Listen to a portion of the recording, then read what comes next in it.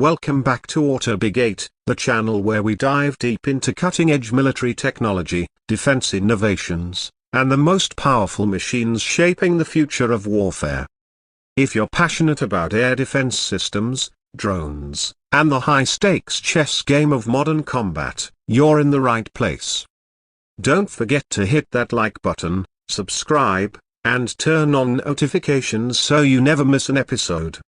In today's episode, we are going to explore something that's been causing ripples across global defense circles.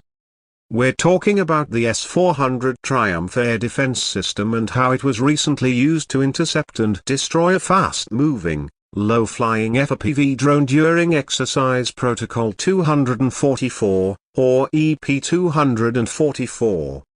This incident has opened up massive discussions about drone warfare, the capabilities of the S-400 system, and what the future battlefield might look like.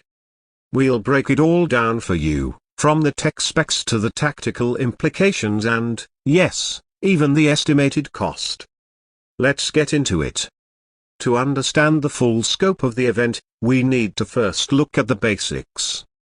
The S-400 Triumph, also known by its NATO designation SA-21 Growler, is a Russian-made air defense missile system developed by Almaz-Antey.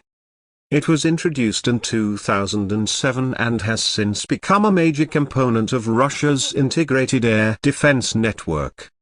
This system is capable of engaging a wide range of aerial threats, including aircraft, UAVs, cruise missiles, and ballistic missiles at various altitudes and ranges. But in Exercise Protocol 244, something different happened. A fast-moving FPV drone, modeled after commercially available platforms but equipped with military-grade evasion algorithms, was launched to test the responsiveness of air defense systems under simulated wartime conditions. The target was small, flying at low altitude, and it used terrain following navigation to remain under radar coverage. This kind of threat mimics what frontline troops are actually seeing in places like Ukraine, Syria, and even in proxy conflicts in Africa. The S-400 system was put to the test. The drone entered the defensive perimeter, and S-band radar acquisition began almost instantly. The S-400 has multiple radar systems working together to scan, track, and engage threats.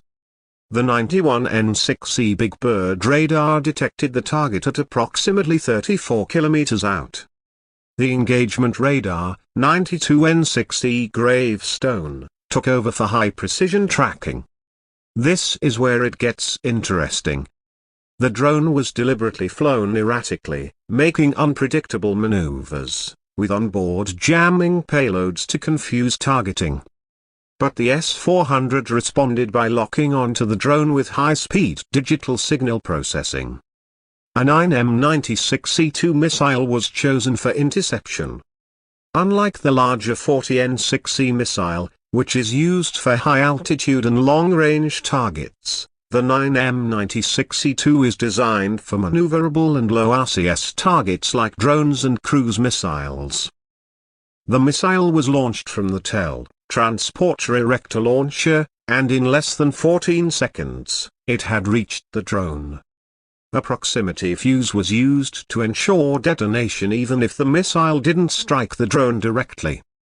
In real-time footage analyzed later, the missile passed within 1.7 meters of the drone before detonating, creating a blast radius that destroyed the UAV media. Debris fell harmlessly into the designated test zone. So what does this tell us about the effectiveness of the S-400 system in the face of evolving threats?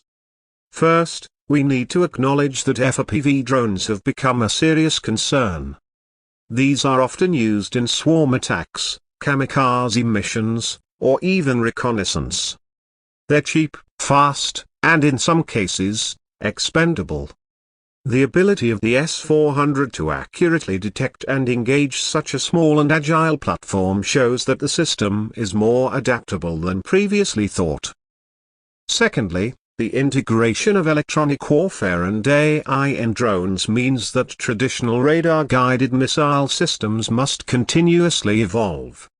In the case of EP-244, the S-400 demonstrated that it can still hold its own, thanks to radar redundancy, ECM resistance, and high-speed engagement protocols. Now, let's talk about cost because it always comes down to cost, especially for nations considering defense procurement. The S-400 system is not cheap. A full battalion setup, which includes the command post, tracking radar, engagement radar, and up to 12 launchers, can cost up to $500 million. A single S-400 launcher vehicle, along with 4 missiles, is estimated to cost between $50 to $70 million depending on the configuration and contract terms. The 9M96E2 interceptor missile used in this test is believed to cost around $2 to $3 million per unit. Now compare that to the FPV drone that was used as the target. It was a modified version of a DJI Mattress 300 RTK platform, embedded with defense-grade navigation and anti-jamming modules. Even with those upgrades, the total cost was estimated at no more than $50,000. So here's the elephant in the room: spending a $3 million missile to shoot down a $50,000 drone. Is it worth it? That depends entirely on what the drone was carrying. If the drone had a 10-kilogram warhead and was targeting a $1 billion radar installation or a battalion of troops, then yes, it is absolutely worth it. Modern warfare isn't about matching price tags. It's about eliminating threats before they do irreversible damage. Let's go deeper into the radar systems for a moment. The Big Bird and Gravestone radars operate in S and X bands, providing layered detection. But recent upgrades under the S-400M project have reportedly included L-band passive radars to increase detection of stealth aircraft and small drones. These are believed to have been tested during EP-244. Additionally, the command and control systems used AI-assisted data fusion, pulling input from drones, satellites, and ground observers. This allowed for a better threat assessment, which is crucial when operating in environments saturated with decoys and electronic noise.